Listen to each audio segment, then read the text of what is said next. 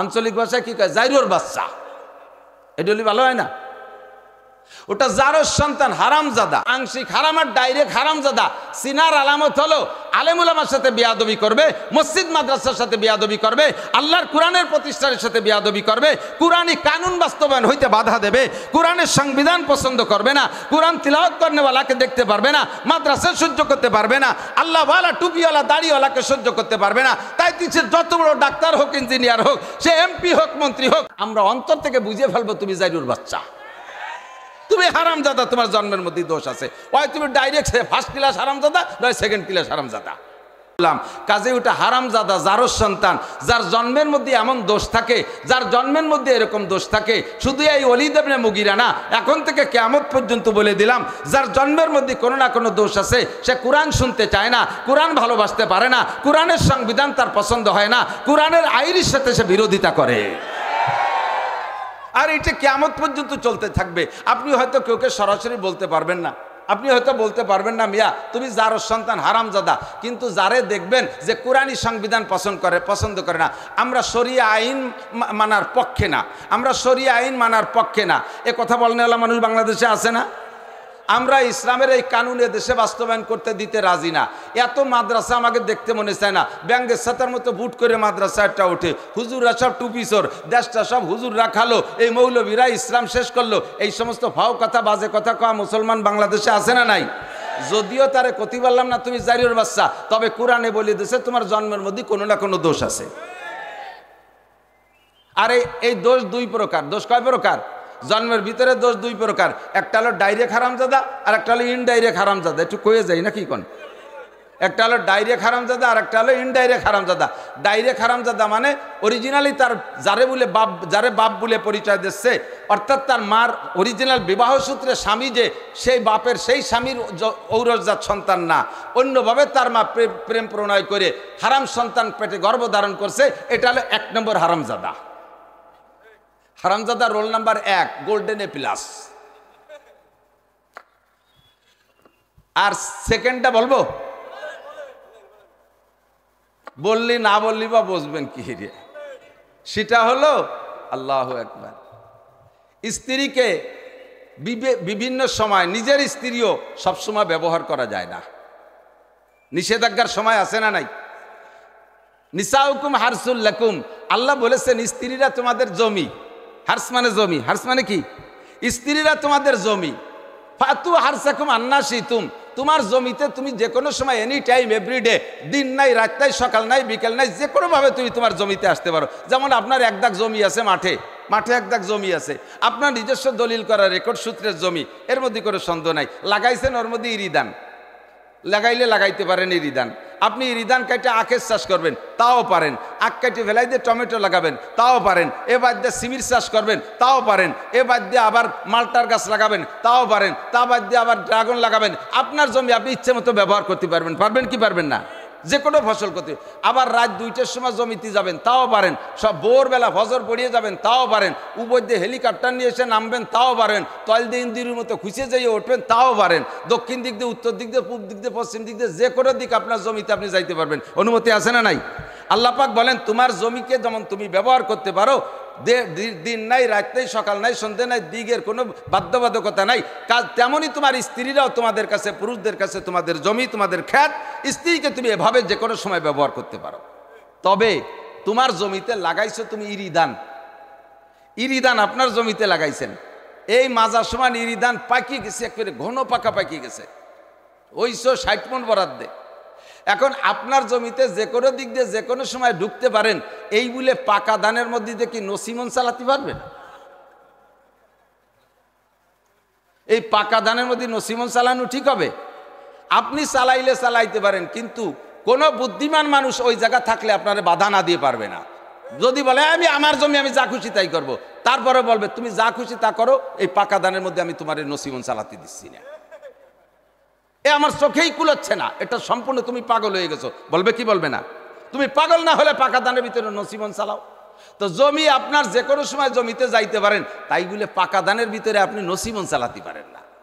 স্ত্রী আপনার জমি, স্ত্রী আপনার খ্যাত, ব্যবহার করতে পারেন সব সময়, তারপরও তার ভিতরে কিছু কিছু টাইমে পাকা ধানের মতো সময় আসে। এই সময় ব্যবহার করা হারাম। এই সময় ব্যবহার করা হারাম। স্ত্রী আপনার, তবে এই সময় ব্যবহার করা হারাম। যারা বিবাহ করেছেন তারা তো সকলেই জানেন, বিশেষ নাপাকির সময়, বিশেষ নাপা অপবিত্রতার সময়, শরীর খারাপের সময়, এই সময় স্ত্রী ব্যবহার করা হারাম।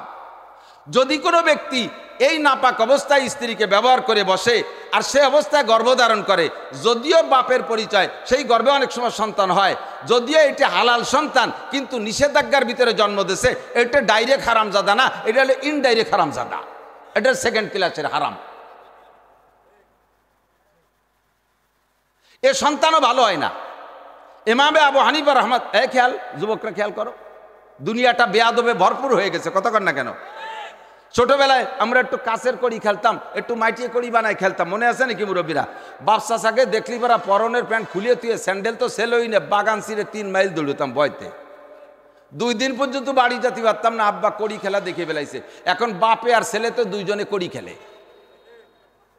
ছোটবেলায় মুরব্বীরা যদি মানে পোলাপান যদি একটু সিগারেট খাইতো, তাহলে মুরব্বীকে দেখলে ফেলাই থুয়ে যে পলাইতো, তার কোথায় যে পালাইতো তার ঠিক নাই, অথবা হাতের মধ্যে মুড়াইয়ে এভাবে ভয়তে কাজু বাজু দিয়ে থাকতো। এখন ছেলেতে বাপের কাছে সিগারেট চায়, আছে না নাই? খালি সিগারেট না, গাজার টাকাও না দিলি পারা রামদাও দিয়ে গাড়ির উপরে রামদা ধরে, গাড় কেটে ফেলাই দেও, গিটি কেটে ফেলাই দেও, গাজা কিনতে এবার টাকা দে, কত ঠিক কি ঠিক না? সমাজ বিয়াদবে ভরে গেছে। মুরব্বীদেরকে দেখলে আগে এই কলেজের ছাত্ররাই বলেন, মুরব্বীরা টিচাররা থাকলে সাক্ষী দেবেন, যারা সবে মাত্র আইএ ভর্তি হয়েছে, এই ছেলেরা সিনিয়র যারা থাকতো, বিএ লাস্ট ইয়ারে যারা থাকতো, তাদেরকে উস্তাদের মতো সম্মান করতো, যারা আগে পড়েছেন আজ থেকে 30 বছর আগে, কতক্ষণ না? আর এখন আইএতে যারা ভর্তি হয়েছে, বিএ লাস্ট ইয়ার ফাইনাল ইয়ারে যারা আছে, তাদের পরনের প্যান্ট খুলিয়ে নিয়ে যায়। বিয়াদবের দেশটা ভরে গেছে। কাজেই এই বিয়াদবিটা আসে কোন জায়গা থেকে, তার একটু সূত্র বলতেছি আমি। ইমামে আবু হানিফা রহমাতুল্লাহ আলাইহি পাহাড়ের পাদদেশে বৈশা আসরের পরে ওনার সাথীদেরকে নিয়ে, ছাত্রদেরকে নিয়ে ফিকহি আলোচনা করে, মাসলা মাসাইলের আলোচনা করে। গরম দেশ তো, ফ্যান পাখা নাই, কারেন্ট নাই, একটু ছায়া পড়লে ছায়ায় বসতেন। তো একদিন এরকম বড় একটা খোলা মাঠের পাশে বড় পাহাড়, পাহাড়ের ছায়, ইরাকে পাহাড়ের ছায়ায় বসছে। তো ছাত্র কে কে? ইমামে আবু ইউসুফ, ইমামে মোহাম্মদ, ইমামে জুফার, এরকম বাঘা বাঘা ছাত্র, যারা প্রত্যেকে এক একটা মাযহাব পরিচালনার যোগ্যতা রাখে। এত বড় বড় ছাত্রদেরকে নিয়ে উনি বৈশা, এই গোল হইয়া বৈশা মসলার আলোচনা করতেছে। শুনতেছেন সবাই? ছাত্ররা ভালো করে মনে রাখো, আদব তাজস্তে আজ লুৎফে এলাহি, আদব তাজস্তে আজ লুৎফে এলাহি, বেনে বরসর বেরো হর যা কে খাহি, ऐ खुदा काहे में तौफीक अदब, बे अदब महरूम गश्तज फजल रब, इल्मेरा हरगिज नयाबी तानादारी शश्क साल, हिरस कोताफा में कामिल जमिया खातिर कुल्लु हाल, खिदमते उस्ताद बायद हम सब खानी मुदाम, लफ्ज़ रा तहकीक खानी ताशबी मर्द कमाल, शिकायत कुनद हार के उस्ताद रा, गिरफ्तार बाशाद बला चार रा, एके आके अलमाश फरा मुशवाद, दिगर तंगे रूजी बदुनिया शवाद, सुअमा के शख्सा शब मीरत जवा, चाहारम बे ईमा रवा 10 जहा। আইসে গেলে একটু না কয়ে পারতেছি না, উস্তাদের সাথে বেয়াদবি করবা, মুরব্বীদের সাথে যদি বেয়াদবি করো, 4টি বিপদ তোমার জন্য তাক মেরে আছে। 4টি বিপদের যে কোনো বিপদের সম্মুখীন তুমি হবা উস্তাদের সাথে যদি বেয়াদবি করো। আরে মাদ্রাসার ছাত্ররা মাদ্রাসার শিক্ষকের সাথে, প্রাইমারির ছাত্ররা প্রাইমারির শিক্ষকের সাথে, হাই স্কুলের ছাত্ররা হাই স্কুলের শিক্ষকের সাথে, কলেজের ছাত্ররা কলেজের প্রফেসর শিক্ষকদের সাথে যদি বেয়াদবি করো, আল্লাহু আকবার, 4টে বিপদের সম্মুখীন হবা। একে আকে ইলমা সে ফারা মুশাবাদ। 1 নম্বর বিপদ হলো একদিক দিয়ে পড়বা আর একদিক দিয়ে ভুলে যাওয়া। উস্তাদের অন্তরে আঘাত দিয়েছো, বেয়াদবি করেছো, তোমাকে আল্লাহ পাক ইলম দিবে না। জাগতিক এলেম হোক আর পরলৌকিক এলেম হোক, কোনো এলেম তোমাকে দিবে না, তোমাকে এলেম থেকে বঞ্চিত করে দেবে। ক্লাস 5-এ তুমি স্কলারশিপ পেয়েছিলে, তুমি ছেলেকে দিয়ে তোমার আব্বা মা তোমার শিক্ষকরা অনেক আশা করেছিল। কলেজে হাই স্কুলে যাওয়ার পরে তুমি যখন সাবালেগ হয়ে গেছো, ধীরে ধীরে তোমার ভিতরে শারীরিক গঠনে বড় হওয়া শুরু করছে, শক্তি আসা শুরু করছে।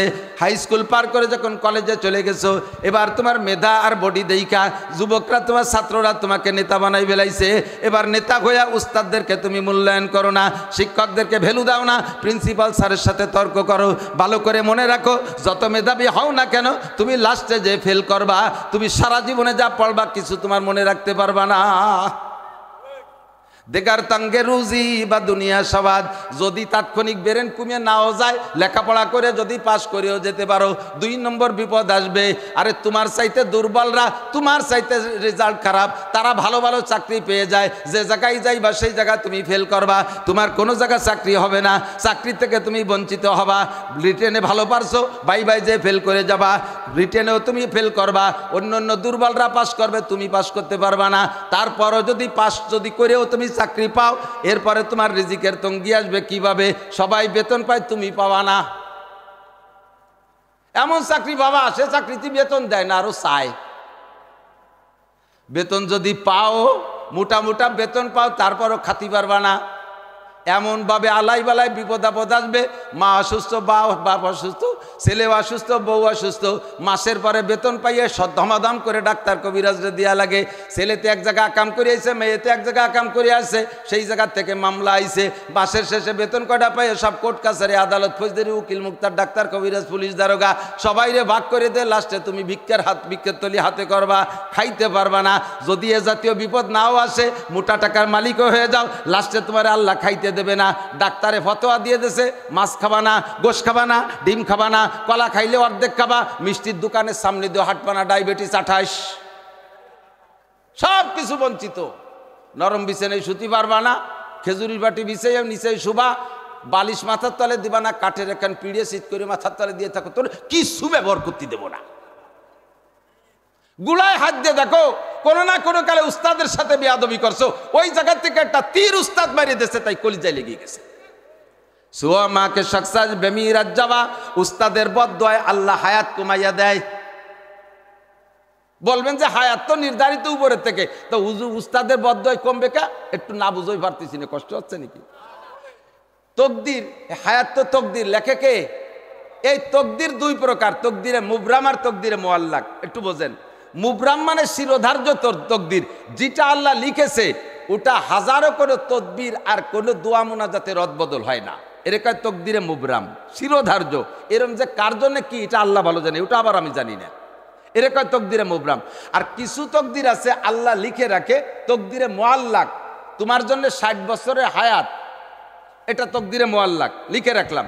তবে সাথে নিচে এক কলম লিখে রাখছে, যদি তুমি উস্তাদের সাথে বিয়াদবি করো, মুরব্বিকের সাথে বিয়াদবি করো, আব্বা মার সাথে বিয়াদবি করো, তারা যদি বিশেষ সময় তোমারে বদদোয়া করে দেয়, ওই বদদোয়ার বদৌলতে তোমার ওই জায়গা থেকে 30 বছর মাইনাস হয়ে যাবে, তোমার রাস্তাঘাটে মোটরসাইকেল দিয়ে ট্রাকের তলে শোয়াই দেবো,